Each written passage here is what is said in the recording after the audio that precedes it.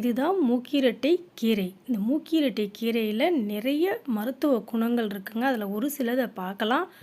அதில் இந்த மூக்கிரட்டை கீரைக்கு கல்லீரலை பலப்படுத்தவும், இரத்த சோகையால் பாதிக்கப்பட்டவங்கள சரி செய்யவும், வாத நோய் இருக்கிறவங்கள கூட இது சரி பண்ணுமாங்க. அவ்வளோ புற்றுநோய் செல்களை கூட அழிக்கக்கூடிய தன்மை இந்த மூக்கிரட்டை கீரைக்கு இருக்குதாங்க. இதனுடைய பயன்கள் சொல்லணுன்னா நிறைய சொல்லிக்கிட்டே இருக்கலாங்க. இந்த மூக்கிரட்டை கீரை ஈஸியாக வளரக்கூடியதுங்க. அதுவும் இப்போல்லாம் மார்க்கெட்லேயும் கிடைக்கிது. தொட்டிலே வச்சு இப்போலாம் சிட்டிலே வளர்க்க ஆரம்பிச்சிட்டாங்க. இந்த மூக்கிரட்டை கீரையில் அவ்வளோ மருத்துவ பயன்கள் இருக்குங்க. இந்த வீடியோவை ஃபேமிலிக்கும் அண்ட் ஃப்ரெண்ட்ஸுக்கும் அனுப்பி ஷேர் பண்ணுங்கள், லைக் பண்ணுங்கள். இப்போ வாங்க இந்த கீரை எப்படி சமைக்கலான்னு பார்க்கலாம். இந்த கீரை சாதம் செய்கிறதுக்கு என்ன தேவைன்றதை நான் பார்த்துருக்கேன், எடுத்து வச்சுருக்கேன், பார்த்துக்கோங்க.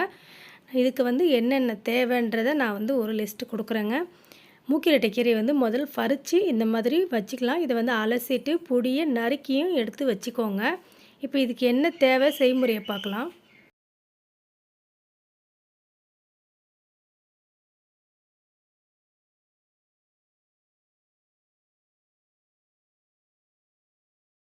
இப்போ ஸ்டவ் பற்ற வச்சு நாஸ்டிக் தவா காஞ்சிட்ருக்குங்க. இதில் ஒரு 2-3 டீஸ்பூனு ஆயில் சேர்த்துக்கலாம். இதுக்கு கொஞ்சம் ஆயில் எக்ஸ்ட்ரா இருந்தால் தான் நல்லாயிருக்கும் இந்த கீரை சாதம். இப்போ ஆயில் சேர்த்துட்டு நல்லா ஆயில் காஞ்சிடுச்சிங்க. இப்போ ஒரு 1/2 டீஸ்பூனே கடுகும் சேர்த்துருக்கேன். கடுகு நல்லா வெடிக்கட்டும். இதோட 1 டீஸ்பூனு கடலைப்பருப்பையும் சேர்த்துக்கலாம். கொஞ்சம் லைட்டாக கலக்கி விடுங்க. அப்படியே பண்ணால் கொஞ்சம் பொரிஞ்சு வந்துடுங்க. இந்த ஸ்டேஜில் எடுத்து வச்ச ஒரு வரமிளகாவை கிள்ளி தாளிச்சிடலாம்.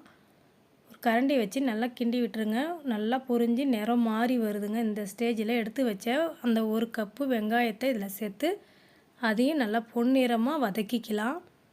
இப்போ இந்த ஸ்டேஜில் நறுக்கி வச்ச மூக்கிரட்டை கீரையை இதில் சேர்த்து அதையும் சேர்த்து வதக்கிக்கிட்டே இருங்க.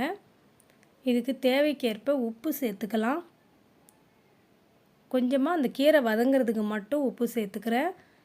இப்போ இது நல்லா கரண்டியை வச்சு கிண்டி விட்டுட்டு ஒரு 5 நிமிஷம் நல்லா வேகட்டுங்க.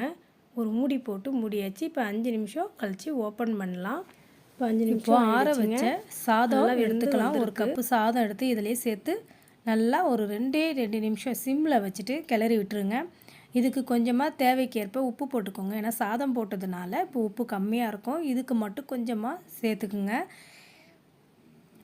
இந்த மூக்கிரட்டை கீரை சாதம் எப்படி இருக்குன்னு உங்கள் வீட்டில் நீங்களுமே ட்ரை பண்ணி பாருங்கள். ட்ரை பண்ணி பார்த்துட்டு உங்களுடைய ஃபீட்பேக்கை கமெண்ட் செக்ஷனில் கமெண்ட்ஸ் பண்ணுங்கள். இந்த வீடியோவை நிறைய பேருக்கு ஷேர் பண்ணுங்கள், லைக் பண்ணுங்கள், சப்ஸ்கிரைப் பண்ணி பெல் ஐக்கானை கிளிக் பண்ணுங்கள். இந்த மாதிரி ஆரோக்கியமான சமையலோட அடுத்த வீடியோவில் பார்க்கலாம்.